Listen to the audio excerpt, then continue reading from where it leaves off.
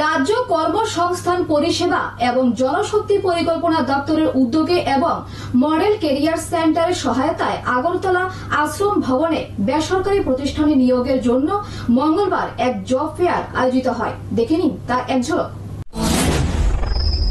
রাজ্য কর্মসংস্থান পরিষেবা এবং জনশক্তি পরিকল্পনা দপ্তরের উদ্যোগে এবং মডেল ক্যারিয়ার সেন্টারের সহায়তায় আগরতলা অফিস লাইন শ্রম ভবনে বেসরকারি প্রতিষ্ঠানের নিয়োগের জন্য মঙ্গলবার এক জব ফেয়ার আয়োজিত হয়। এই জব ফেয়ারের মাধ্যমে 6টি বেসরকারি সংস্থায় বিভিন্ন পদে 173 জন লোক নিয়োগের জন্য ইন্টারভিউ নেওয়া হয়।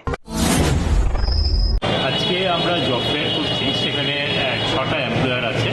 6টা এমপ্লয়ারের টোটাল 173টা পোস্ট রয়েছে।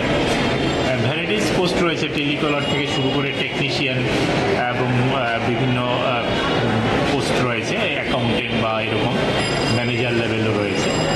তো এখানে আজকে সকাল থেকে শুরু হয়েছে 11টা থেকে শুরু হয়েছে। ভালোই সাড়া আমরা পাচ্ছি, অনেক লম্বা লাইন ধরেছে। তো হয়ে যাবে, আজকে সারাদিন চলবে জব ফেয়ার। তো আমরা আশা করি সবগুলি পোস্টই ফিল আপ হবে।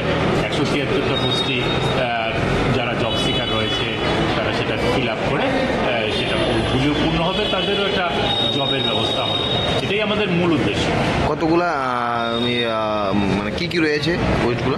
সেখানে যেটা রয়েছে তুলা একটু বলো।